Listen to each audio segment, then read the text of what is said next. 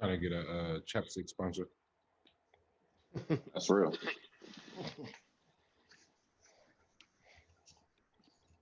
Maybe we should just make our own. Chapstick. Yeah, somebody tap in. Who know how to make this shit from scratch? Sure, you're gonna need candle wax. Wax, candle wax, some put some shea butter in it too. Yeah. Yeah, I you want feel it me? to want it to glisten. Make it Definitely. a little medicated because it get cold. Shit start Long cracking. last. Oh, long lasting, water resistant. Nah, it's got a chemical that survives in water.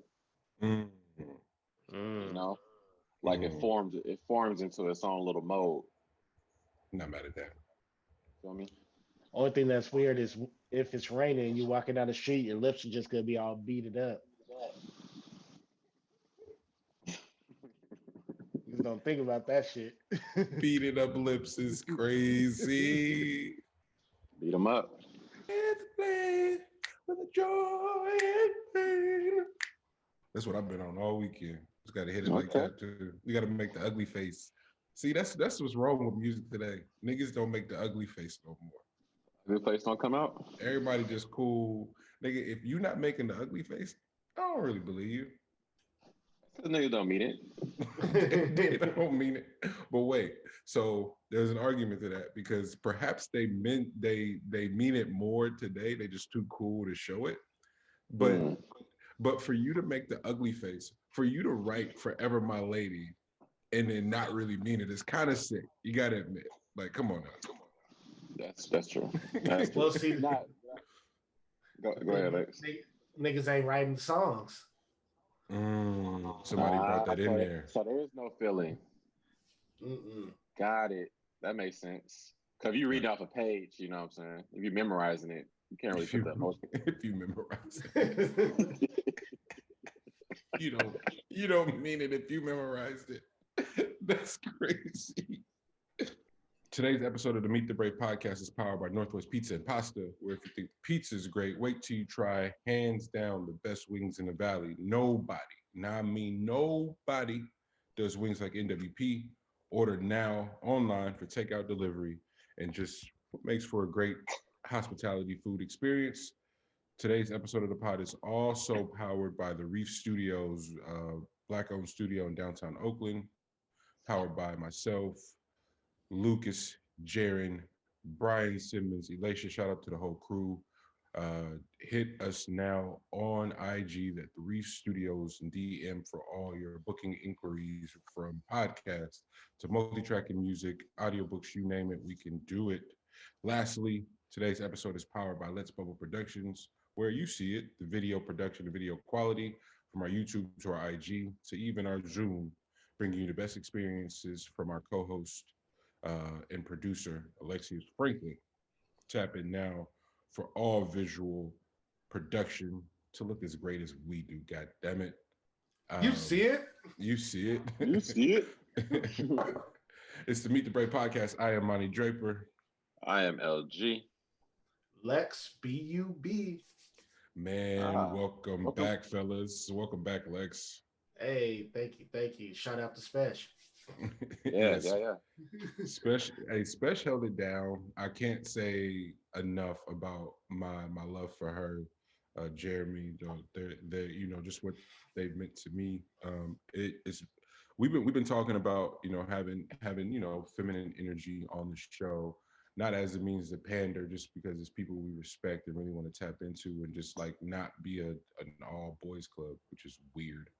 Um, so no, it was really, really dope to have Special on the show. But then, You don't have the online women hitter clip? nah, it's kind of weird. It's kind of weird, man. If I do say so Bro, myself, I think it's bro, women hating in your 30s, bro, is nuts up. it's crazy. But we should definitely get into that because there's a lot of that going around and stuff being misappropriated for women hating that is disgusting.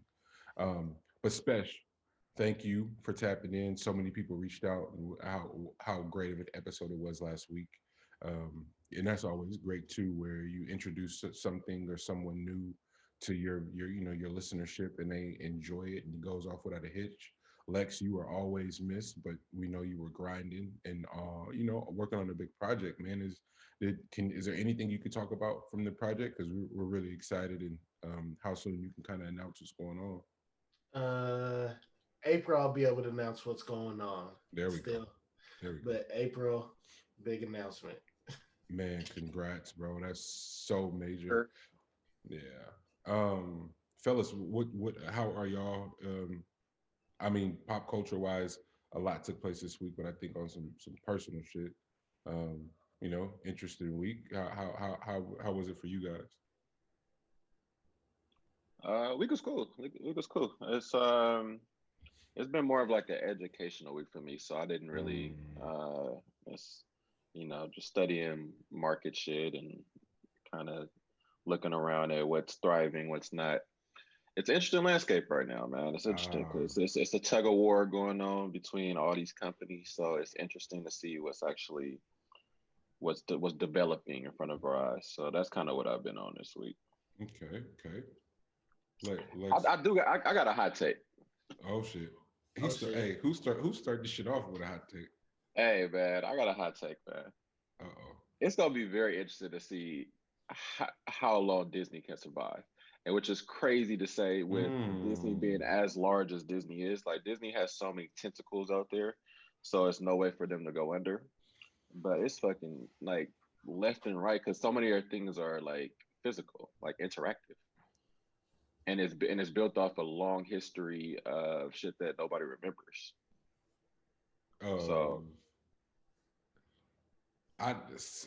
You maybe Lex or somebody's gonna have to explain the Disney phenomenon to me. I don't fuck with Disney at all as a physical, live, and personal experience.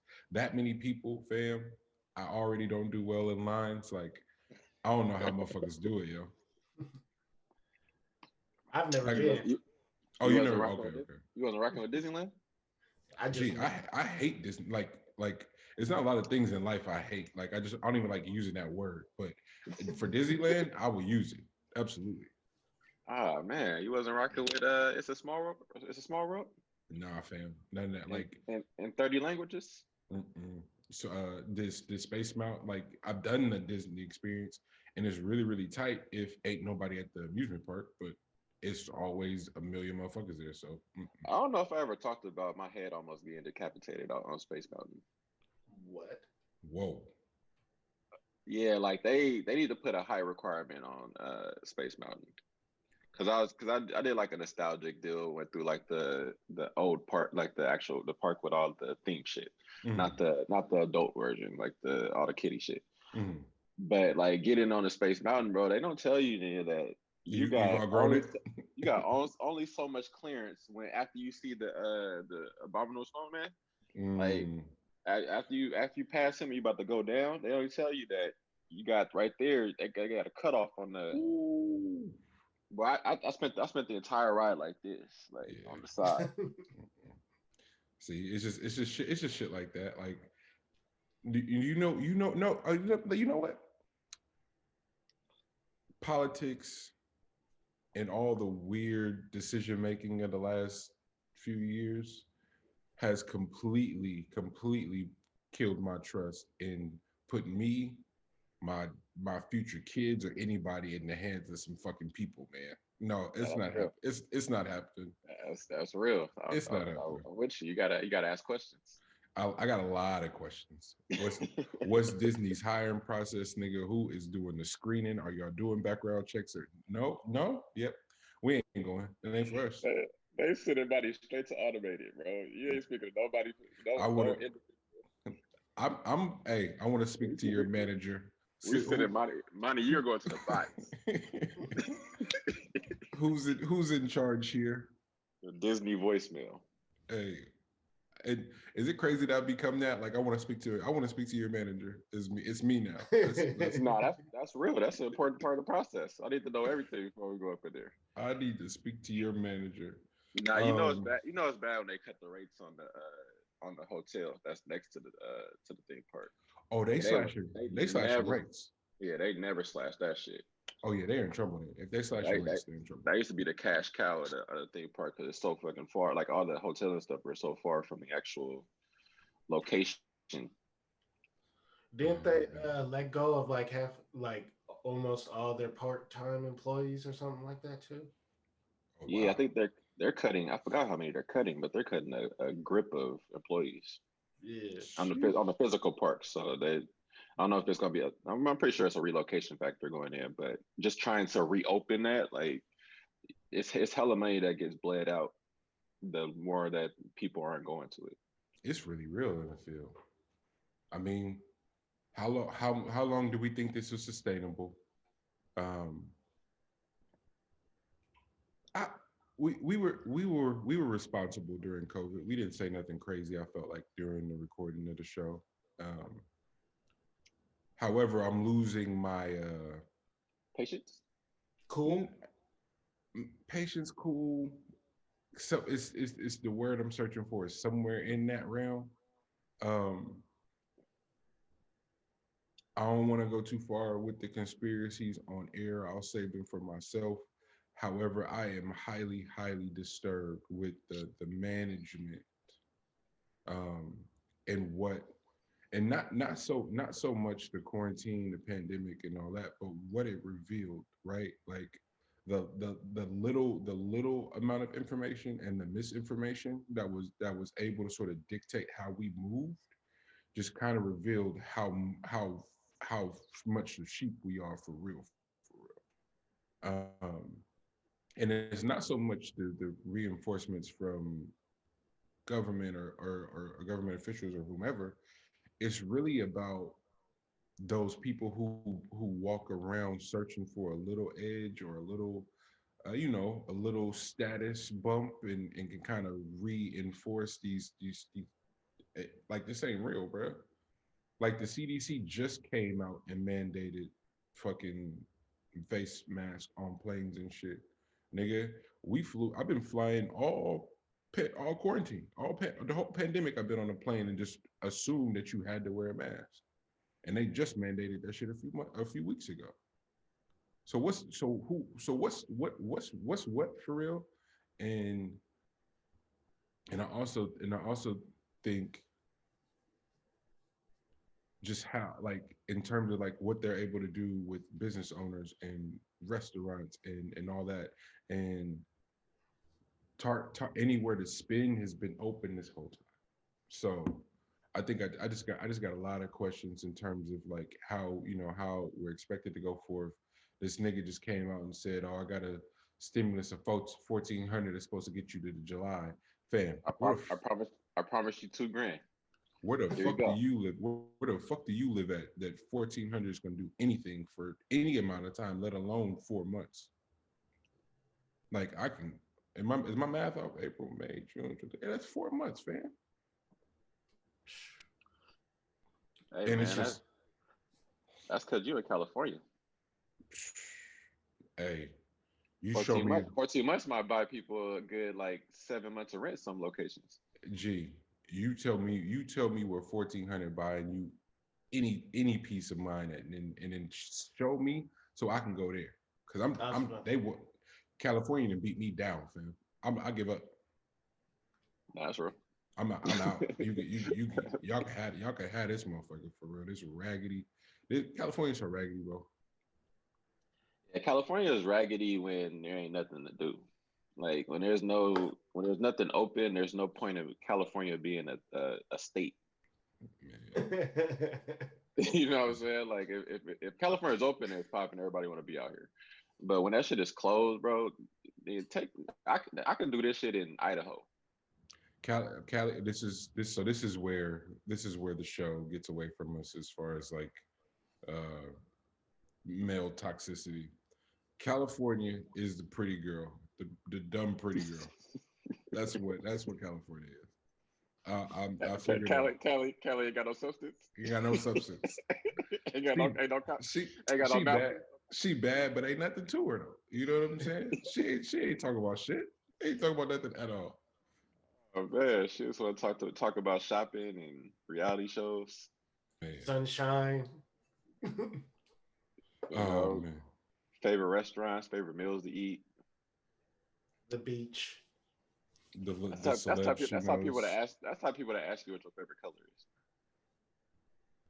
Nah, facts. That's where it started at. You like, yeah, this ain't gonna end well, baby. Fam, Sorry. that is not an actual question. This is not a TV film. What is an actual question? And perhaps one of you gentlemen can answer this for me. Who the fuck invented Valentine's Day? Mm. Okay. Monty had a long weekend.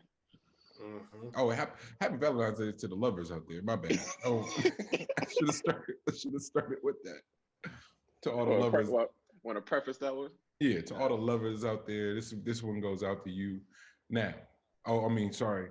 Shout out to everybody, our YouTube viewership, Spotify, Apple Podcasts, Stitcher, Simplecast, Castbox, FM, you name it. Thank y'all for tapping in. Subscribe, hit the notifications, and back to the show. Who the hell invented Valentine's Day? Ready, go. Jack the Ripper. I could see that theory. Walk me through it.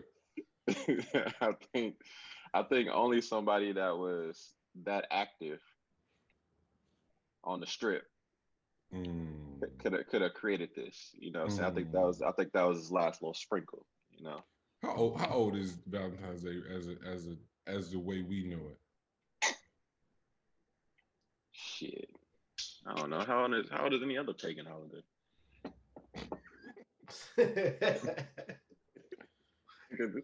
The day they decided, bro, they wanted to give you the day off. No, that's not even the day off. Huh?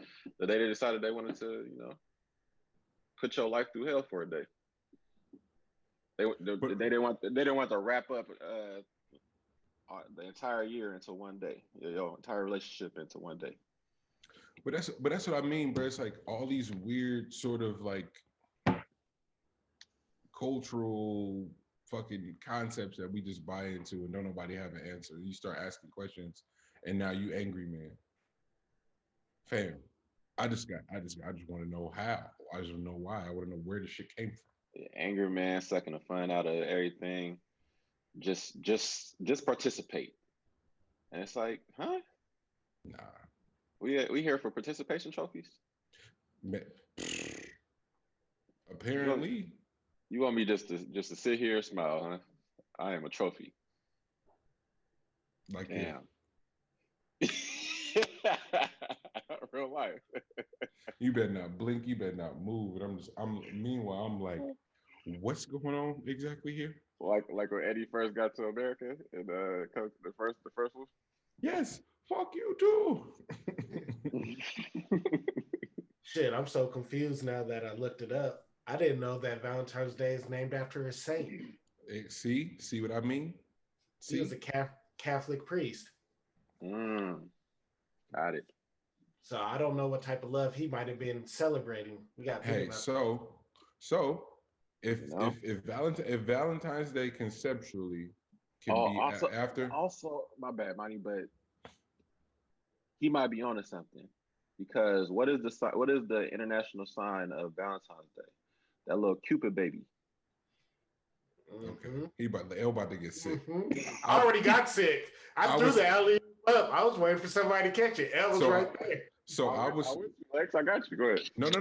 But I got one on both of y'all. So I'm just gonna say hypothetically, right? Mm-hmm. Saint Valentine. We don't know what kind of bullshit he was on, but because it's attached to the Catholic Church, I'm gonna go out on a limb and say he was on some bullshit. Okay. If 100 years from now, there's a fucking holiday named after R. Kelly, niggas not gonna ask no questions. Chaos. I Believe I Can Fly gonna be right back in the running for graduation. So, hey, if it ever left, yep. They might have switched it up a little bit. What? You might still have those lyrics, but it might be a little bit. You might sped it up or slowed it down depending on how you felt. Niggas didn't even bother to make a new version. They just sped it up. It's crazy. So they'll never know. They'll never catch on. No one, hey, buddy, no one would ask the question. How dare? They'll never know. It's crazy. That is ridiculous. No, having this thing, I believe I could fly. The third, fourth, fifth. No, I think it was to the fourth and then to the fifth, and then leaving to go to the sixth. You had to sing "I Believe I Could Fly." Yeah. Oh, the shit we just accept. Yeah, and the story gets even sicker. You got to say it now. Rabbit hole. All right, I'm just gonna read it. Please. Because you can't make this up. An order of Roman priests would gather at a sacred cave where the infants Romulus and Remus, the founders of Rome, oh my God, were believed to have been cared for by a she-wolf. The priests would sacrifice a goat for fertility, a dog for purification. They would then strip the goat's hide into strips, dip them into sacrificial blood, dipped in butter, take to the streets, gently slapping both women and crop fields with the goat hide. That's some freaky shit. That's some freaky shit. Happy Valentine's Day. And that's what y'all celebrated, man. That's some freaky shit, boy. Hey, we're the worst, bro. Nah, you can never get as freaky as that history. Oh man. The next line, I'm just gonna read the next line, then I'm gonna stop. Roman women welcomed the touch of the hides because it was believed to make them more fertile in the coming years. Bro, what are we doing? Hey, women, I'm sorry that it took so long for y'all to get y'all rights. Cause that's some fucked up shit. They know damn well they didn't welcome that shit. Who wrote that? This is crazy. Oh man. Yeah, see? Yeah. Happy Valentine's Day to all the lovers out there. You see how we start our podcast? Yep. like everybody trying to do some happy go lucky shit, and then here we go. We condemn and break down the entire holiday you got. For all the lovers out there, you know. Happy Valentine's Day. Hearts to you all.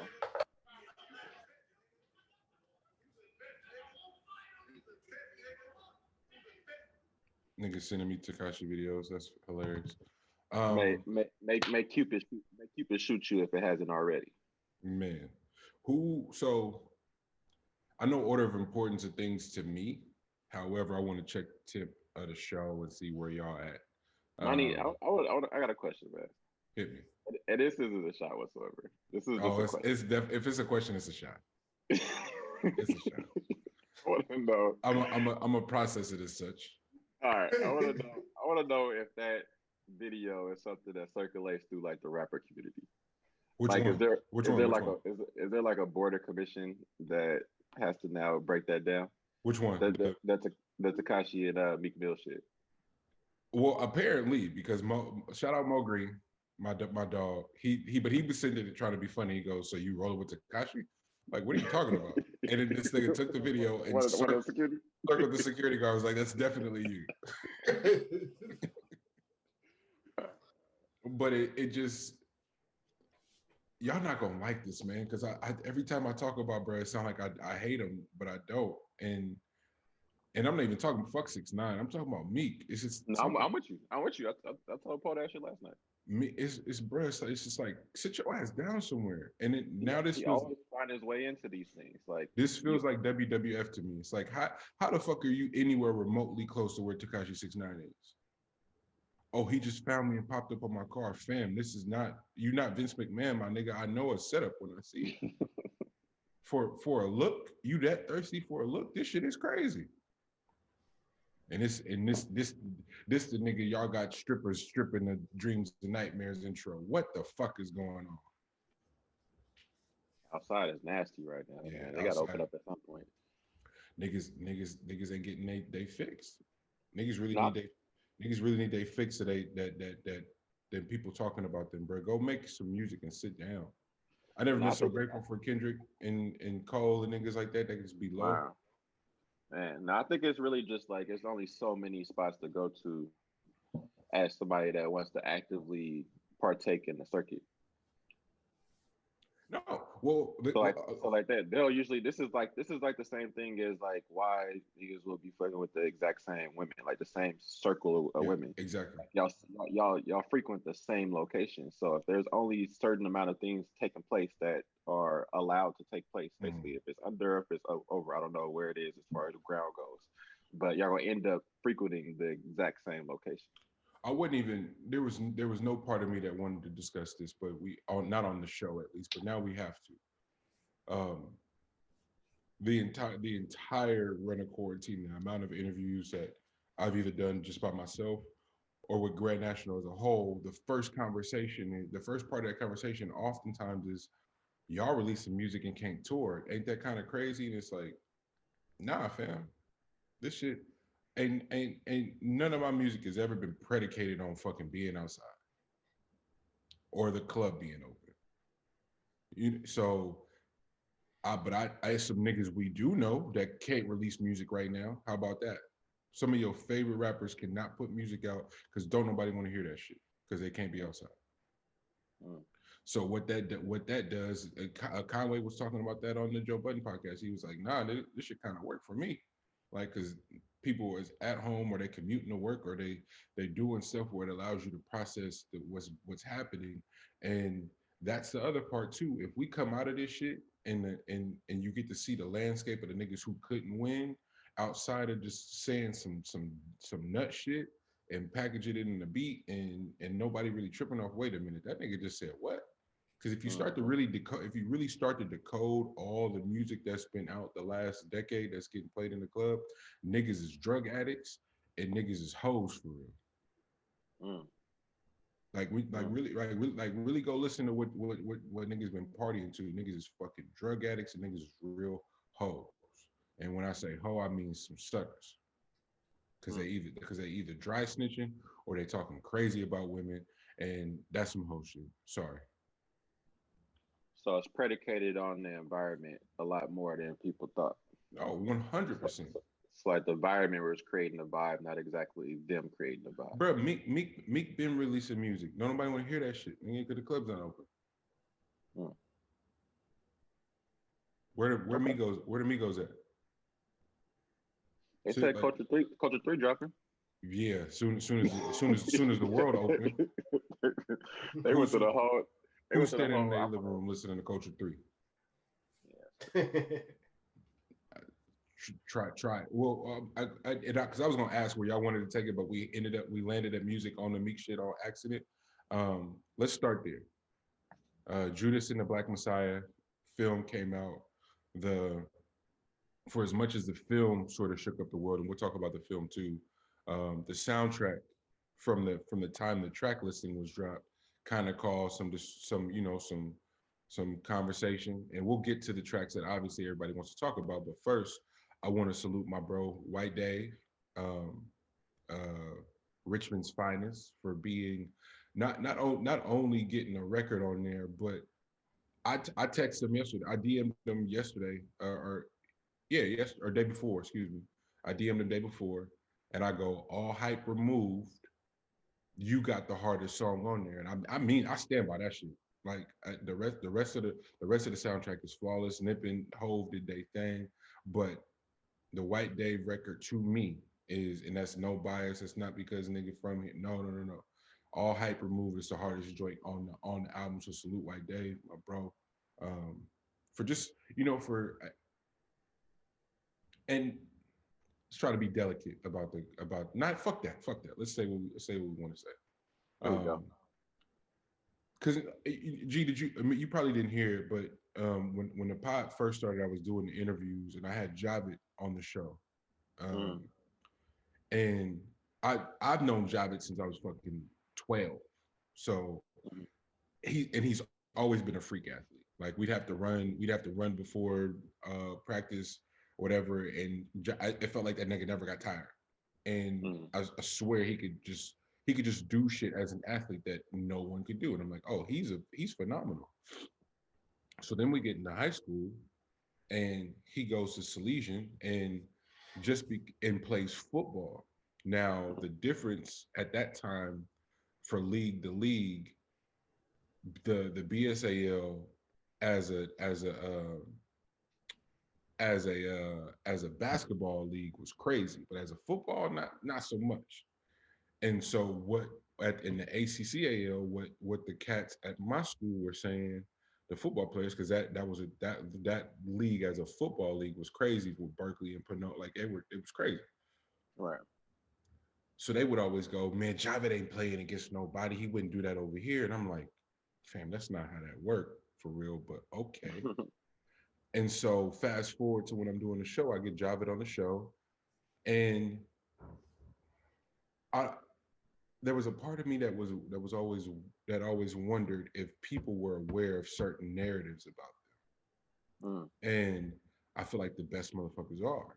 And so on the show, I asked Javed, like, yo, were you aware of that? He was like, man, that's all I kept hearing. Cause you at the All-Star camps or whatever, and niggas want to hate. I'm like, oh, so you heard that.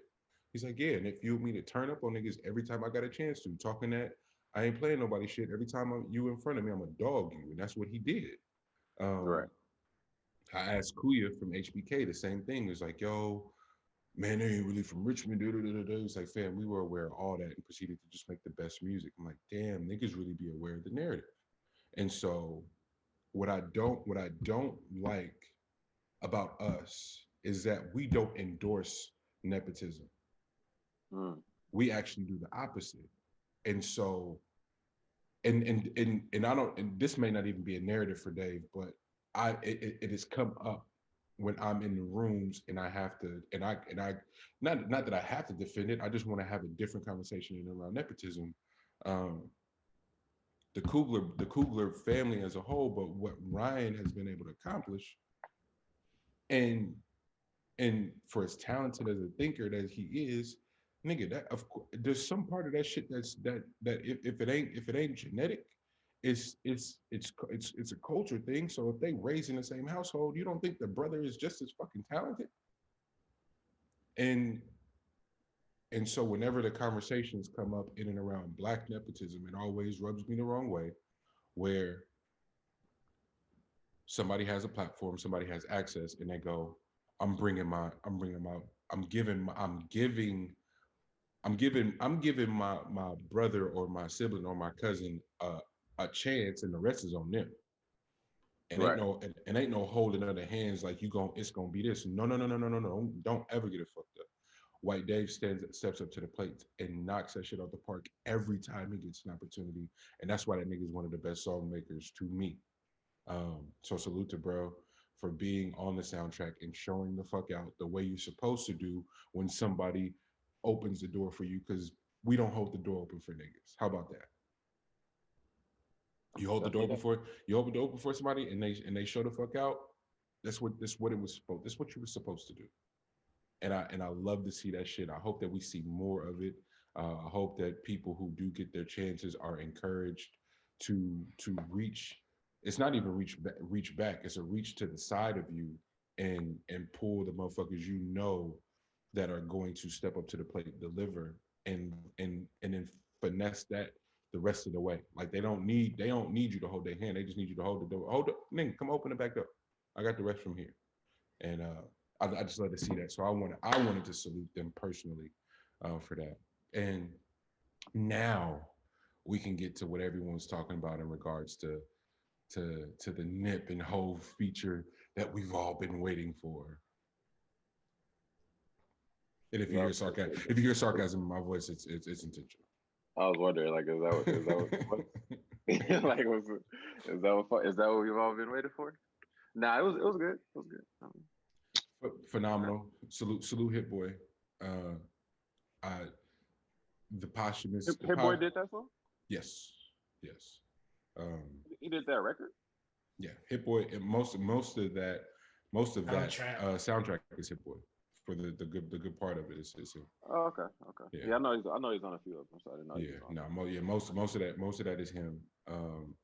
And his crew. There's a bunch of, and hopefully he's already talking about it, but there's a team around him of just phenomenal thinkers and music makers that lend to the brand that is Hit Boy, and he in turn is offering them access, and that's also really dope too. That there are production collectives that are buying into the concept of like, yo, let's make all this shit pop, and then everybody else get their turn as songwriters and thinkers and shit too. I can't salute LA enough for what they're doing in terms of collaborating, um, and that kind of makes the posthumous music really hard for me when you start thinking about Mac, you start thinking about Nip. Those two specifically for me, because of how much of the how much of the staples they are for the collective sort of music making that's taking place in LA. Mac was a visionary in regards to like bringing all the best musicians together to make these ridiculous projects, and everybody kept going. You know, why is his output so crazy? Because Mac, as much as he made the beat, he didn't mind getting beats from other people, but he never stopped working. Um, Nip Nip had an assortment of producers that he met online that he nurtured and gave opportunities to. But then also once he got lit, all the big names start reaching out. So there's a lot of posthumous music for Nip. Um, I struggle, and this is me personalizing it. Um, I struggle as a rapper, G, and you doing something specific, and Hove is Hove, and you're clear on that. And Hove has been supportive of you since you sort of had your breakthrough. And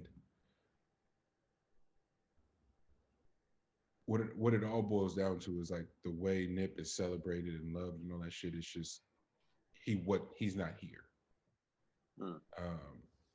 And people been killing you, like, you gotta let that go. No, because there's a part of me that goes, had the love been this overt, there's a chance he don't shoot the fade with bruh that on a Sunday morning. Is there's just no, you don't even have time to do no shit like Right. that. And so it's a moment, but that's just part of it. No, I got past that, and we listened to it. We listened to it on repeat for a decent amount of the drive. Shout out Freak. Um, and then, but from the very first listen, Ho's first 4 bars, I went, start that over. Wait, start that over. That's this how breast 51. That's what I was about to ask. I was like, how often do you think Hov raps? A lot Okay. to do that, To do that, yeah. to be able to do that, seemingly just like, hey y'all, I'm here, is crazy. And I'm going pure rap fan. I'm going, oh my God, this is insane. So naturally what you do, you go, well, everybody thinks this is tight, right? Went to Twitter and that was not the case. And I was like, oh shit. What was Twitter talking about? What's Twitter outraged about this time? I'm not gonna say what was said just as a means to not further stupidity, but Mm-hmm.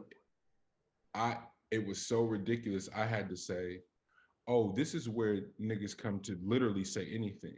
Like Ah, you could just say some wild shit, and not on no like defend Hov. It's like no. If and I told this to Kevin Deuce. I was like, I'm almost at the place where, and this is me needing to work on empathy, but I'm almost at the place where I'm glad that it don't resonate with everybody, okay. because that literally is just starting to mean it's like, oh, you dumb for real. Like it's not a matter of access. It's not a matter of none of that. Like if that don't resonate, you just stupid for real. I'm like, all right, that's fair enough. Fair enough for me. And guess that just means more money for us. How about that? Because Mm. if that ain't gonna inspire you, my nigga, I don't know what's going to. You might be a lost cause for real, for real. Mm. And then just on the wordplay alone, go pull up Genius and read those lyrics for yourself. That's all I can say at this point, because it's like that's master master wordsmith. Like it ain't nothing fucking with that. Yeah, no, it's potent, and it's intentional, and that's the J that I appreciate. Like all the J shit from here, like from 444 on, has been the most intentional shit. So that was like the breath of release, like just releasing everything about yourself. So now this thoroughness that you can completely encompass has been like has done so much good for those who pay attention. You know what I mean? Like I don't think everybody's meant to pay attention. I think some people are here to just troll shit. So that's kind of like that's a market as well, and it gets a lot more attention, unfortunately, than like the real shit. But it ain't no different than when Dame did that step back in what's name face. Like That's a bad shot. You could either be Dame or you could be Paul George. You know what I'm saying? That's really what it is. That's a bad shot, man. You know? Nigga, you got a shot in your face from 35 feet, and it went blouse. for a game, and all you could say at the podium was that was a bad shot. Shit. Hey, that's what I said the whole offseason. But that's the mentality where you go, oh, you can't continue to expect everybody to get it if it's niggas walking around with that mentality. That just on some pure gamesmanship. G, as a fan of the game, if I'm guarding you at 35 feet and you size me up and take off and shoot and hit a tray ball, all right, my nigga. I probably won't sleep for a few months, and I'm on your ass every time I see you for that, because you've pulled up from 35 feet in my face. I feel disrespected in all the best of ways, my nigga. And you will never hear me utter nothing but respect for you for pulling up from 35 in my face. You won't hear me go, that was a bad shot. Yeah, nah. That doesn't mean they gotta guard you at half court. Hove pulling up. About to happen again. Hove pulling up from the motherfucking logo, and niggas is going, I don't like the way he said that. Oh, bro, you gonna be broke forever, my nigga. I'm sorry. Po baby. But just think about that though. Like how they could just sit back and be able to say that and it broke any ground. Like just look at where we are in 2021. That somebody could say that and it broke ground. That means that lets you know that there literally is that many individuals in the world that ain't gonna be shit. Man. That ain't gonna be shit. It's crazy. That ain't gonna be shit. Okay, so the soundtrack is crazy. I hate that we're just talking about the Nip record. The Smino Saba record is fucking like insane. Already talked about the White Dave record. I think Nas should only be with Hit Boy from here on out for the rest of his career. Yes. Agree. Couldn't agree more. Salute to them. They're dialed in a different way. G Herbo surprised the fuck out of me. That record is special. Yeah, I didn't like the first G Herbo one, but the second one. The second one, yeah. The second one is fire. Yeah. Who else are we missing? Who else are we missing on there? Her is always amazing. Her, yeah, that record's great. That record's phenomenal too. Dirk, what was the Dirk? Dirk did his thing. Something You're on My Mind or something. Yeah, that's so. Damn, what I'm missing another one. The BJ, the Chicago yes, Kid the record. the BJ record was crazy. Damn. Yeah, on Your Mind is Dirk shit.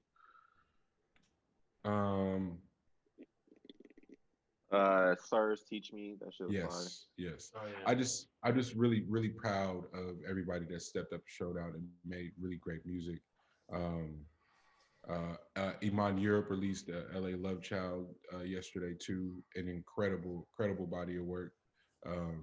Shout out Thurs and Taylor, like everybody that worked on that project with Iman. She's fucking brilliant, amazing music. Fat Ron dropped Bad Bitch If y'all have not heard that song, please turn it on after you listen to the show and turn that shit up. I promise you it'll be on repeat. It's incredible. Lucky Schenkel dropped his EP a few weeks ago. That's all I've had on. It's a lot of really dope music out. I will say that for sure. Ian Kelly, new music, new video, repaired this week. Um, did y'all watch Judas and the Black Messiah? Did y'all watch the film? I'm watching it today. Same.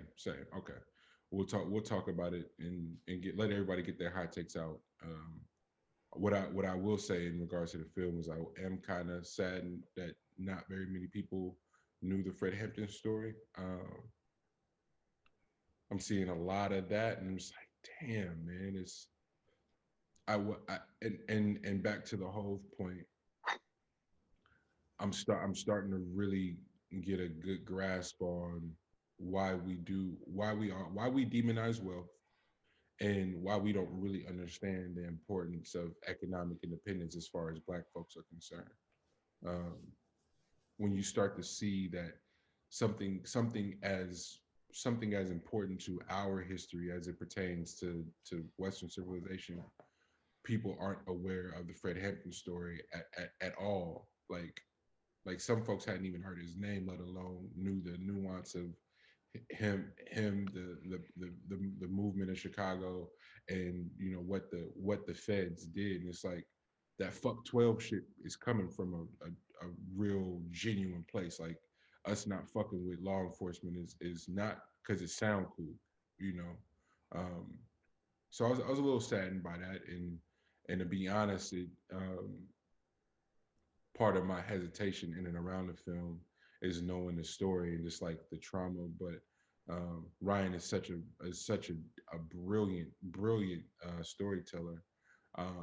On the strength of just his brilliance, I'm definitely going to sit down with that film and enjoy it, every minute of it. So congrats, man, on another.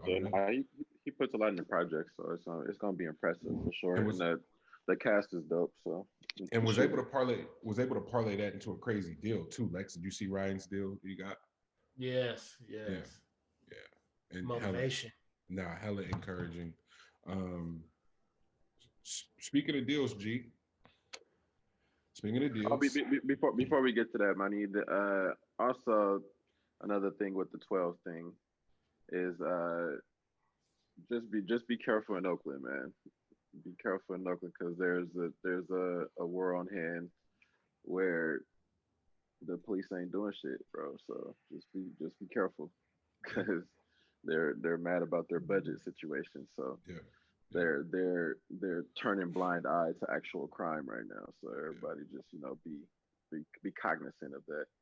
Like just found out about the shit that took place over in Oakland, in downtown Oakland, yesterday. Six people hit Friday night. Bro, but just seeing the video, hearing that shit from last night, it was like that sounded crazy. You know what I mean? So I know it can only touch so many people. You know what I mean? With facts. So yeah, just that's what we in for. So yeah. Yeah, G. I don't know if we should. If I'm glad you put that in there. I don't want to just breeze past that. I know it was a viral moment and a moment for everybody to talk about, but the sad part of it is that it is real, and we're all we got. We're all we got. Resources are so depleted. Access is so depleted right now, though, that naturally we're feasting on one another, and it's so counterproductive and counterintuitive, honestly, for me personally. However, what for as much as I want to uplift my people, niggas be cool for real. I'm gonna just say that, like, just be cool, because part of uplifting and doing well by your people is also knowing when to stay out of some shit and stay away from some shit. And I think that's the realm that we're approaching, because like there was a situation that happened at our spot the other day, um, that I was talking about last night. And in some of them situations, there is no like conversation. You know what I mean? Like the people that you're dealing with, there is no convo. You know, like they already have their mind up on what their position is. Yeah. So they're, you know, in those cases is the best case scenario, because I'm a big like communication person. But in those type of situations, some of the communication is in knowing what you should not just be a part of. You know, like, and just hopefully where the chips fall isn't, innocent bystanders are taken out in that shit. You know what I mean? So Yeah, that's bro. kind of what we're approaching. I'm not meant to put any like, extra sauce on anything or not. Like, this is real shit that we're about to be Yeah. dealing with. It's Just from here. how starved folks are. You know what I mean? Like Yeah.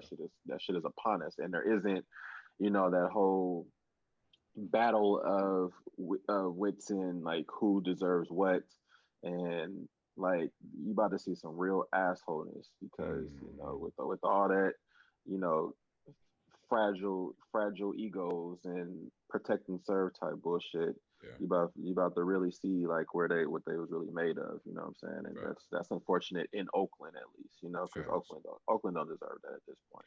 Facts. After the history of Oakland, Oakland don't deserve that shit. Yeah. Like I don't know a history in every single state. I mean, every single city in every single state, but in Oakland in particular, what has been done to the people in Oakland, we're a lot more like aware of shit. You know what I'm Yeah. saying? So Yeah. that's where. Yeah. Now I will say that because and we talk about it all the time, but my connection to Oakland was always by way of you, right? We granted we lived there the first few years of my life, but I was a little too young to really know. Like I spent every day on what 73rd or whatever that was, wherever Vanessa's house was, but in the 70s, spent every day of my first like 5 years in the 70s, right? And like, damn, I do have a real connection to Oakland. The more and more I've been back, and I've been there for 3 years, been back for 3 years now, and it really is one of those places where just walking down the street, like our block, for example, the lady that owns the cafe right underneath us, she's been there for years. So how she talks to the regulars, the local, like everybody has a relationship with her, and she makes Mhm. sure that you have a relationship with her. And just and I'm working on, shout out Horn Barbecue and Sal. We're working on a project for him right now that I get the privilege of writing the story for, writing the copy for, and wanting to tie in the history of ownership and the great migration of people from the South that came, that some people went north, some people went east, but a lot of people came west looking for, promise and gold, and landed there, and found a different dimension of oppression, but oppression nonetheless, and still found a way, because there was at least a little, because that's what is so beautiful about Black folks, bro. We never asked for the whole thing. Niggas just ask for a chance.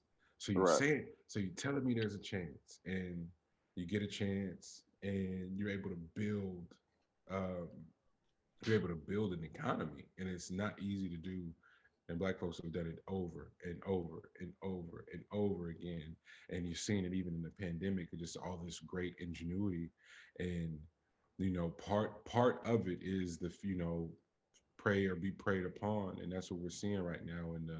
And can't even expect for 1 second for OPD, Richmond PD, Vallejo PD, none of them motherfuckers to have our backs at this time. That's for damn sure. And I know nobody wants to hear that, but it's the truth of the matter. The sheriffs, you name it, um, everyone is trying to take care of themselves and theirs right now. Completely. Um, some I thought was a win. What I thought was a win for the creators this week. And y'all correct me if I'm wrong, but Dave Chappelle dropped another 10-minute special on that ass, um, Mhm. live and direct from his own platform, Lex Bub, and and updated on his status because he did catch COVID in the midst of continuing to host socially distant shows, and that was a really big win for some of the haters that didn't like how bro was just moving and sort of wagging his finger at people. And he did the Dave thing in regards to that, his own experience. And then he also proceeded to let us know what took place, what was the fallout of his last IGTV special. This motherfucker's doing 6 million views on IGTV. You got to be kidding me.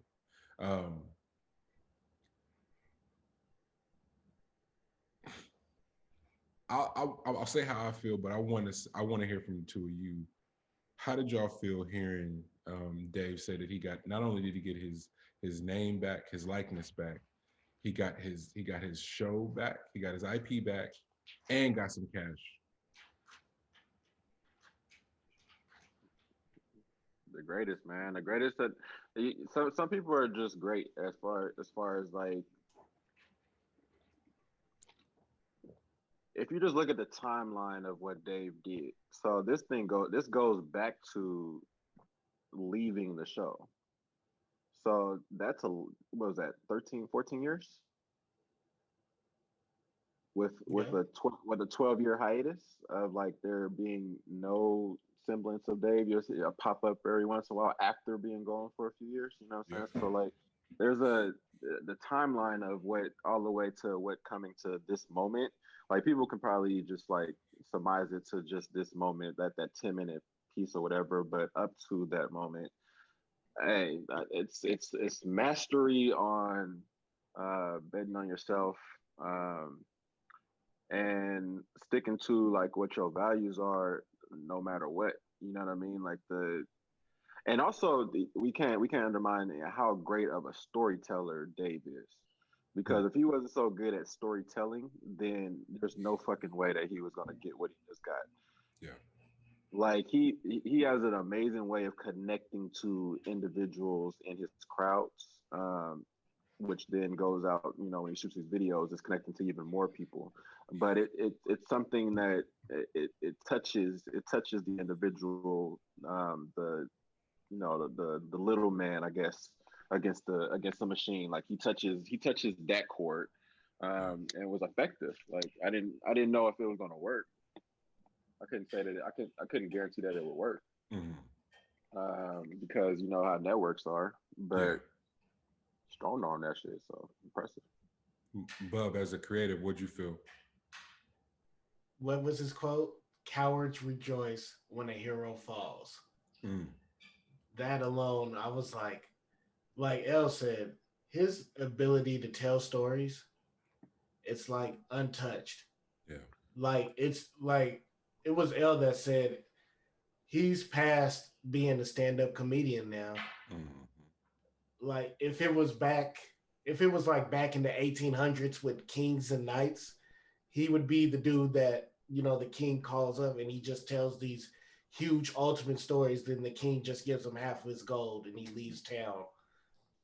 Yeah, what Lex is talking about is like if anybody's seen A Knight's Tale, the guy that goes up before to introduce like the knight coming out, like the one that gets the crowd ready for, and this is how you draw the crowd to the situation. Yeah. He does an amazing job of that shit. But go ahead, Lex, my bad. Nah, thank you, Elle. And man, as a creator, like with the first 20-minute one, and he's like explaining his deal and how they can take your name, take everything forever. And nobody usually gets that back. And then for him to come back after everybody was talking about, oh, he got sick and this and that, like, and then he's like, oh, you guys are laughing at that, but this is what I did. What are you motherfuckers gonna do now? The callback being coward touches folks, because like it the separation as well. So he like did a backhanded compliment to everyone. You know what I mean? Like it was impressive, like how it came across. You know what I mean? Because he's basically saying that yes, I caught COVID and I was working during a pandemic while you were at the house. I get it. You're better than me. You know what I mean? Like, of course you're better than me in this instance. But I effectively am still here Yeah. and effectively is still getting things done. Like I didn't stop doing things in the process while y'all stopped doing things. And now look, like what's the separation on like how that's going to affect you for years to come. It's kind of like the idea behind it, but hey man, what can I say? I did fuck with the whole the end of the now effectively like it was a pleasure doing business with you. You know what I mean? Like that's some powerful shit, bro. Yeah. So I woke up this morning. I woke up this morning based on we've been having great conversations the whole time we've been down. But per how we ended the night last night was just amazing. But the first thought in my brain this morning was, holy fuck. It'll be 10 years for Brave Area here soon. But what we've been doing over this whole time is like paying out of pocket or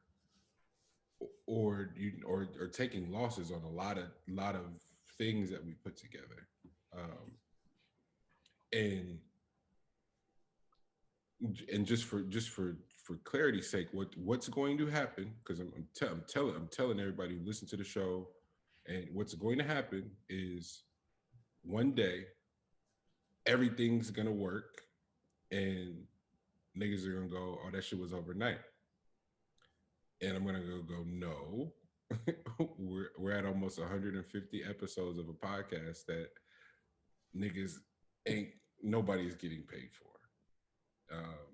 We got almost 10 independent albums. I got my first ASCAP check fucking yesterday or some shit like that. You know, like, and it was for pennies basically. But the point being is that as creatives, the IP.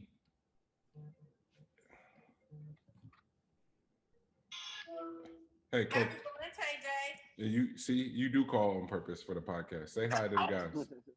Wait, but then act like she did it on accident. Mom, you not slick. You busted? No, I'm with Grandma. I promise you. Well, Grandma, say something to the podcast. Say something to the podcast. Good morning. Happy Valentine's Day. Love everybody.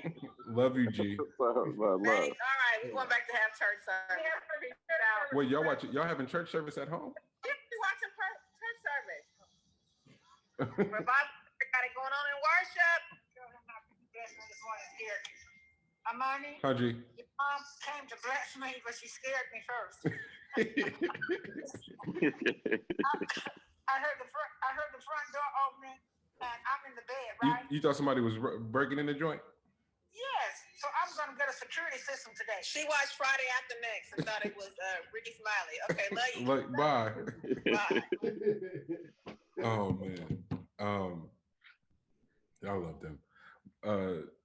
This the IP, the investment, and and what value it holds, and why a company would take your likeness, literally your likeness, like your name, like that man's name, a show that you and your collaborative partner created, pitched to multiple platforms, only to have it loop all the way around and them want it.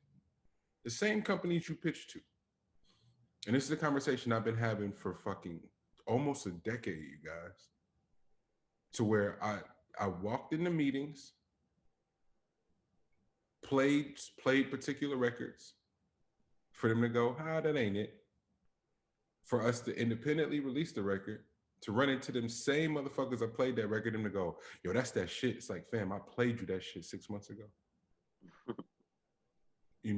And this ain't a big yourself up thing. This is solely a win for the creatives, because what you're up against oftentimes the people who dictate the money, who dictate if you land a deal, you land on a platform or whatever, what you're up against is a lot of motherfuckers who don't have the wherewithal to put it together like you do.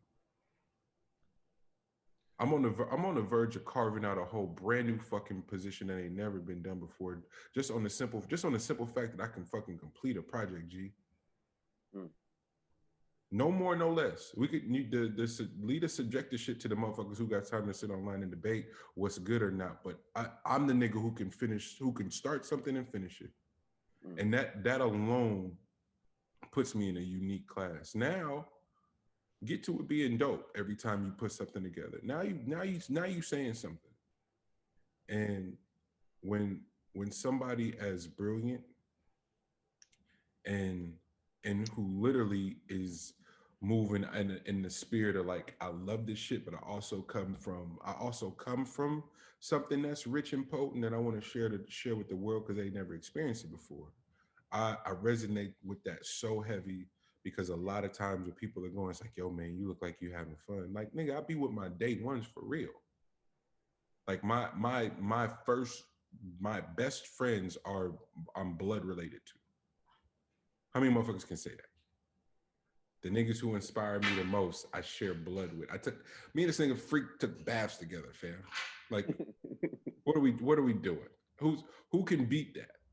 You know what I'm saying? And so when you see Dave, that's what I'm resonating with when I see Dave, when I see Joe Rogan.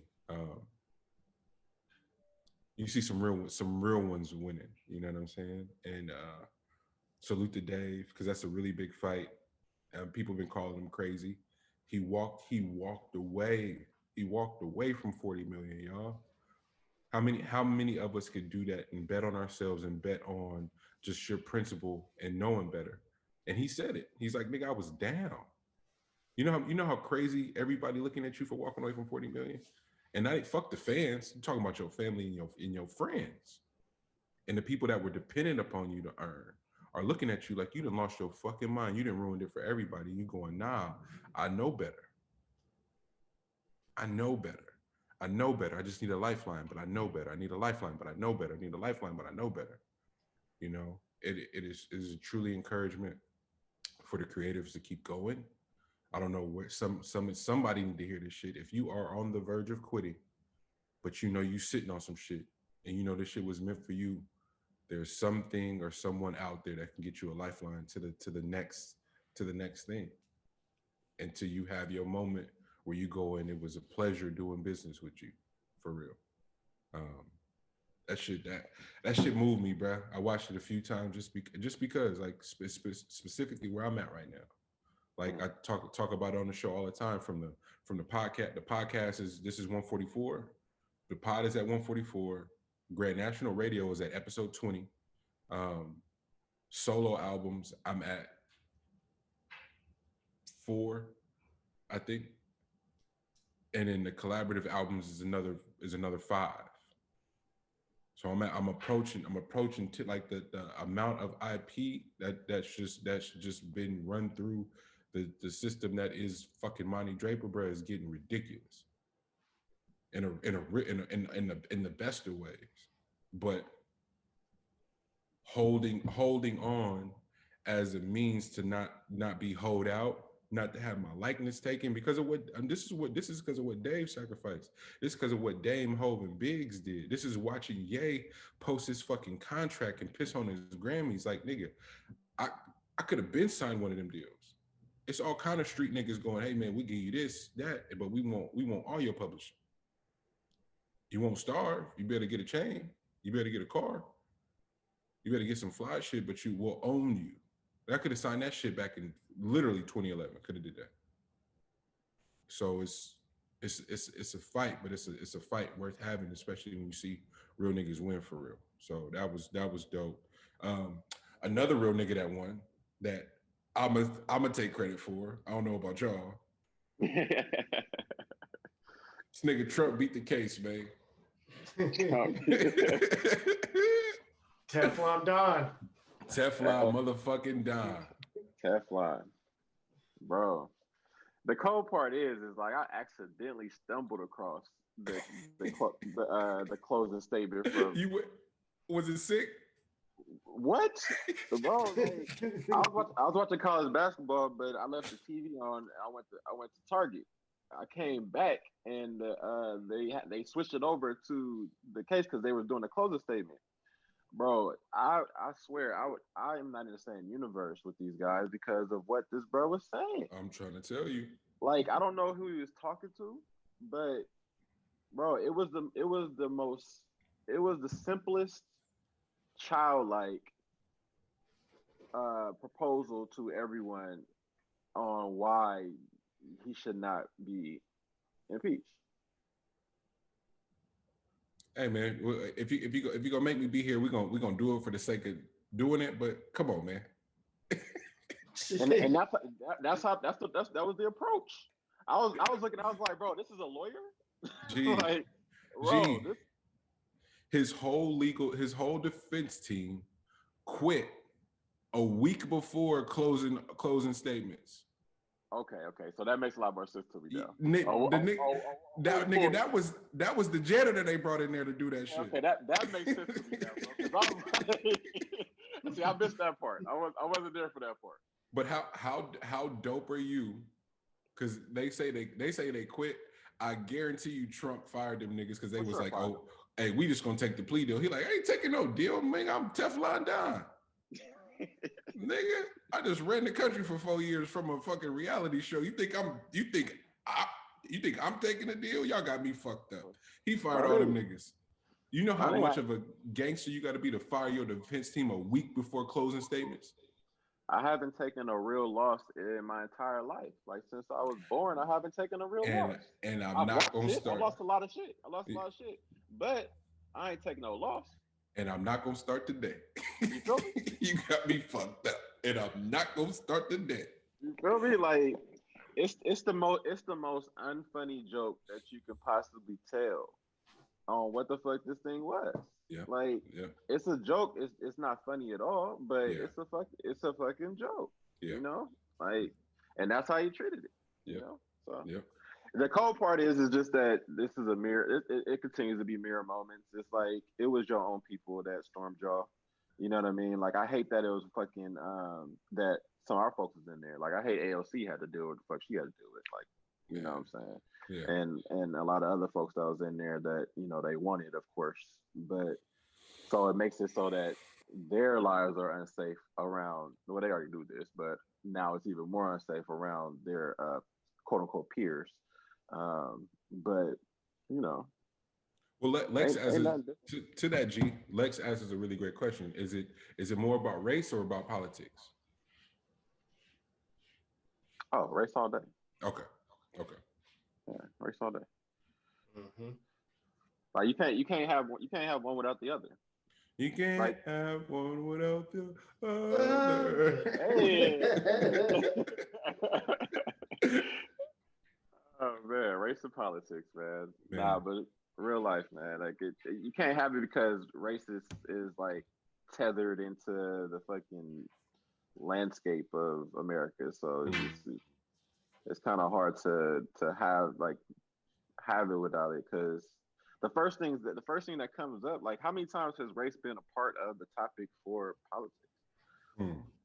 Like, every single day, every single day they're fighting over colors. You know, like colors. You know, so like it's I don't think you can have one without the other. Man, the watching, so in the same week, the impeachment trial is happening. Elon goes to sit back down with Joe Rogan, and you get to see what a fucking cyborg this nigga is. Bro. Colonizing the galaxy, bro. Gee, he was dead serious. He meant every word of that. And then it's so because that nigga's a real computer, right? So he'll get worked up and start stuttering, and you go, oh, he's a genius for real. Like, yeah. Oh, that was amazing to watch. That was so fucking. He really has. I don't know what percentage you would say of his brain that he accesses. Yeah, but what would you guess? I would probably say he's probably around like the 25-30% range. You think he's tapped into 25-30% of his brain? That's what I was about to say. The average, you got 25-32 Lex? Yeah. Fuck.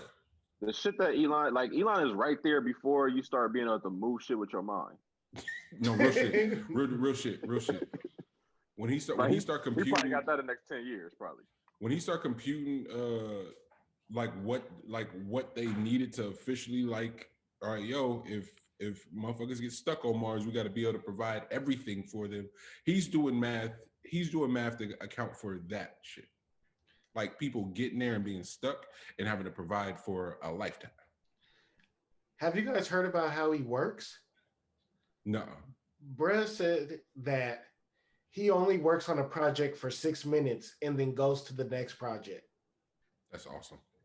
That's about right.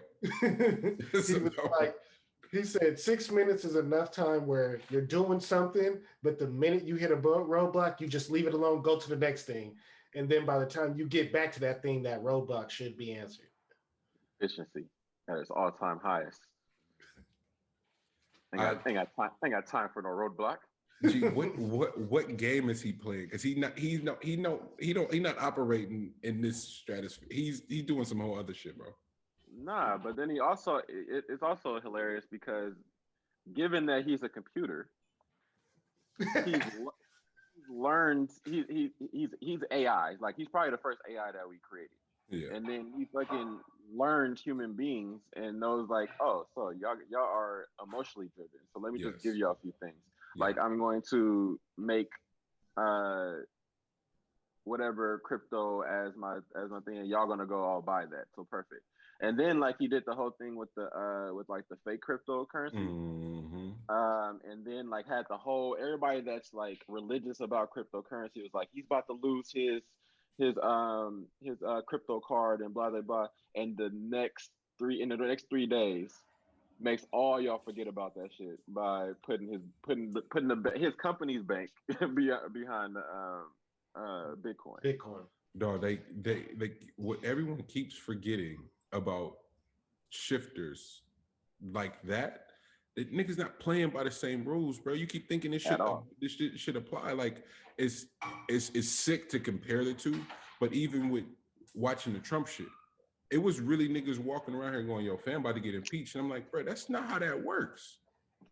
This nigga's a gangster for real. He don't give a fuck about none of them laws that you think is real. That nigga said that nigga sat on the podium and said it came from China. I said, oh, this nigga sick. There's with him. That's how you move. That's how you move when you know some people for real though. Yeah. Like you know some people for real, nigga. That's how nigga, you can't touch me, bro. Like you get that shit up out of here. When you untouchable, you do shit like abolish the fucking national anthem in your arena. How about that? You feel me? Cause I said so, nigga. We not singing this shit no more. Hey, and by the way, we stopped doing that shit 6 months ago.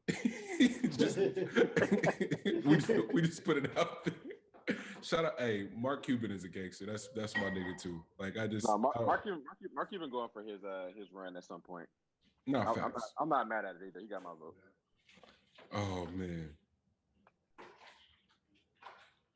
That shit is funny as hell. That shit is funny as hell to me because then you start thinking about we started this pod talking about traditions and shit, and like where did it come from and how they started and like why do we still do certain things? Yeah, we got through most of the topics. I want to leave Gorilla. I want to let Gorilla Glue Lady live. I don't want to do that. I do want to say rappers gotta stop doing. You see the gorilla lip guy. Yeah. See what I mean? See what I mean? What are we doing? But did you guys know she's 40 years old? Did not know that part. Yeah, I knew she was a grown ass woman that did some stupid shit. I knew that immediately. I didn't know she was 40, fam. Well, there's a lot of stupid shit going on, and we already established that rappers are the drug users now. I have to shout out somebody that I'm a fan of, but I gotta come for his ass because he's being an idiot. I think Guap Dad is doing dope. What do you got? He just said he was fucking with somebody lyrically that's just ridiculous. It's just ridiculous. Who grabbed that? Think he got the same level with? He said he was fucking with her, and I had to laugh at him. I was like, oh, this nigga's sick. But it was in the same vein of the whole nip shit. And I was like, oh, niggas really get online and say whatever they want. And to the Elon point, because it's emotional, it's like there's an uproar, and it's like, oh, okay. Then you doing Sherm then, bro. If that's what you think. And I don't have no emotions about it. Stop doing drugs. Wipe that. We love you. But this ain't the rap smoke you want. You went over there. Them Dreamville niggas let you live a little bit. So now you think you nice, nigga. Try that shit with Grand Ashland. This ain't that, nigga. Don't do that. Don't do that, babe. Don't do that, baby. It's about time we got a home turf battle.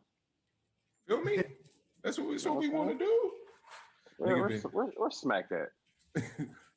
Hey, don't have some. Hey, look here, G. Look here. I said, hey, yo. Who's our West Coast smack? I said, hey, yo.